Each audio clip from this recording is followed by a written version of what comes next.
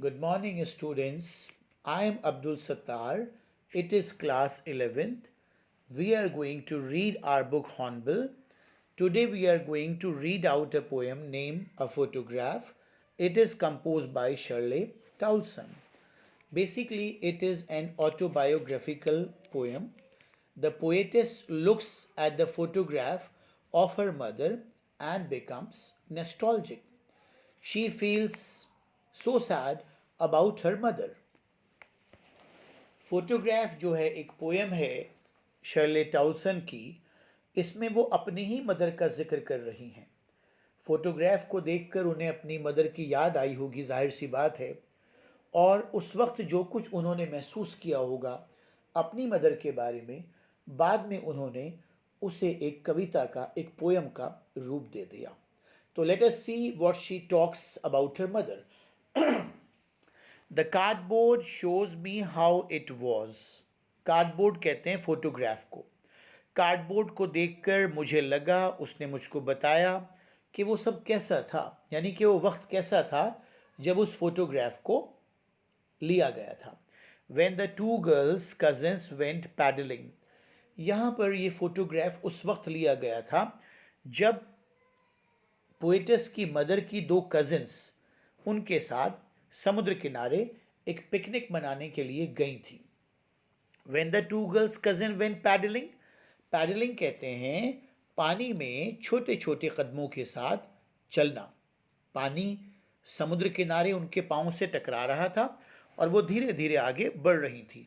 यानी शर्ले टाउसन की मदर जो हैं वो अपनी दोनों कजन्स के साथ समुद्र किनारे यानी बीच पर एक पिकनिक मनाने गई हुई थी। ये उस वक्त का फोटोग्राफ है।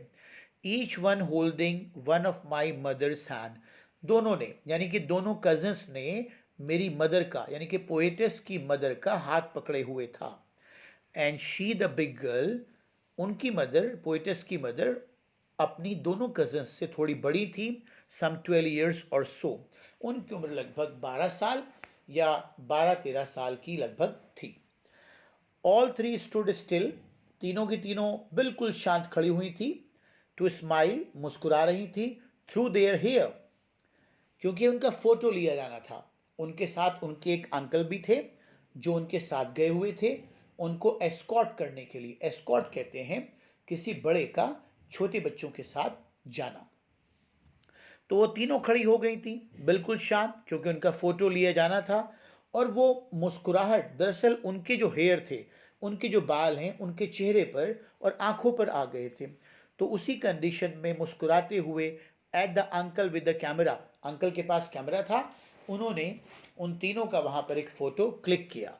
अ स्वीट फेस, बहुत ही प्यारा चेहरा था मेरी मदर का। द पोएटिस इज सेइंग कि मेरी मदर का चेहरा बहुत प्यारा था। My mother that was before I was born, और ये बात उस ज़माने की है, ये बात उस वक्त की है जब मैं पैदा भी नहीं हुई थी। यानी कि उनके माँ की ये बचपन की तस्वीर है। And the sea which appears to have change less, और समुद्र जो है वो तो बदला ही नहीं है। समुद्र में परिवर्तन नहीं आता है, हम इंसानों की ज़िंदगी में परिवर्तन आ जाता है। तो यहाँ पर पोएटस कह रही हैं कि समुद्र तो नहीं बदला है, बल्कि मेरी माँ जो है और मेरी माँ की जो कजिन्स हैं वो बदल गई हैं। Wash their terribly transient feet, समुद्र का पानी उनके पाँव तक आता था। ट्रांजिएंट कहते हैं मूविंग, चलते हुए। अनस्टेडी, जो इधर उधर उछल कूद करने की वजह से, बच्चे ही थे ना वो तीनों के तीनों, उछल कूद करती हुई समुद्र के किनारे वो घूम रही थी, तो पानी टकराकर उनके ट्रांजिएंट फीट से टकराकर चला जाता था। सम 20-30 ईयर्स लेटर, 20 या 30 सालों के बाद, she would laugh at the snapshot, मेरी माँ उस तस्वीर को देखकर हंसती थी।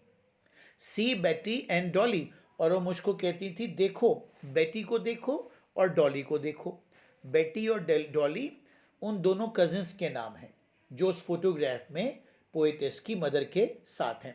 शी वुड से, वो कहती थी, and look how they dressed us for the beach, देखो कैसे वो बीच पर जाने के लिए किस तरह के कपड़े पहनकर वो तैयार हुई थी। जब भी कोई ओकेजन होता है तो हम उसके लिए बड़ी तैयारी करते हैं। तो जब वो पिकनिक मनाने बीच पर गई थी डॉली और बेटी, तो फोटो में उनके कपड़ों को देखकर वो हैरान हो रही हैं उस वक्त। द सी हॉलीडे, सी के पास अपना हॉलीडे मनाने के लिए वो गई थी। वॉज हर पास्ट, पोएटिस आगे कहती है ये उनका पास था। माइन इज हर लाफ्टर, अब वो कह रही हैं कि मेरी मदर तो गुजर गई। वॉज हर पास, ये उनका पास था। माइन इज हर लाफ्टर, और पोएटस जो है वो देखने के बाद, उस फोटोग्राफ को देखने के बाद बहुत ज़्यादा उदास महसूस कर रही हैं। She is feeling very sad. Both wry, sad कहते हैं डिसअपॉइंटमेंट, यानी कि मुझे भी बड़ा अफसोस है उनके जाने का, मैं दुखी हूँ। और दूसरी चीज़ क्या, वो फोटोग्राफ भी जो है वो पुराना हो चला है, उस पर रिंकल्स आ गए हैं। उस पर क्या आ चुके हैं, रिंकल्स आ गए हैं। With the laboured ease of loss, laboured ease of loss का मतलब ये है कि फोटोग्राफ ने भी और मैंने भी पूरे वक्त को झेला है। उस पूरे वक्त को, उस दुख को उस पूरे वक्त के साथ हमने झेला है। और अब आकर क्या हुआ है कि वो फोटोग्राफ भी बहुत पुराना हो चुका है, उस पर रिंकल्स आ चुके हैं, और मैंने भी वक्त के साथ साथ अपने माँ के जाने के दुख को झेला है।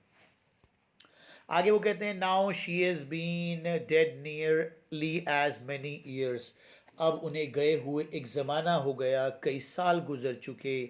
As that girl lived, as that girl lived, यहाँ पर वो ये कहना चाह रही हैं कि मैं तो ज़िंदगी अपनी बिता ही रही हूँ, जी ही रही हूँ।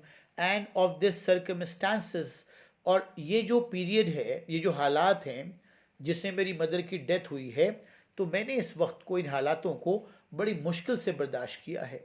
मैंने लगातार उस दुख के साथ अपनी ज़िंदगी को गुजारा है जो मेरे ऊपर आ पड़ा था मेरी माँ के जाने के बाद।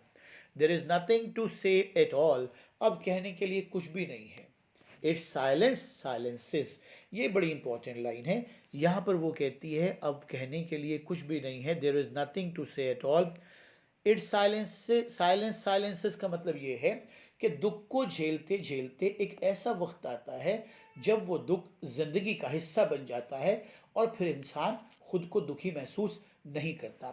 पहले उस दुख ने मुझे साइलेंस कर दिया, और वो साइलेंस इतना ज़्यादा बढ़ा, वो मेरी ज़िंदगी में इतना ज़्यादा शामिल हो गया कि अब वो दुख बिल्कुल खामोश हो गया, वो मेरी ज़िंदगी का हिस्सा बन चुका है। This poem is very very important, जैसा कि मैंने बताया है। इसमें एक तो सेंट्रल आइडिया आता है एग्जाम में, और दूसरा एक स्टैंजा आता है जिसके क्वेश्चन आंसर्स, यानी कि जो क्वेश्चन दिए होते हैं, आंसर्स को नहीं, उन क्वेश्चंस को उसी स्टैंजा में से ढूंढ के लिखना होता है। ठीक है, तो that's all for the day, thank you so much.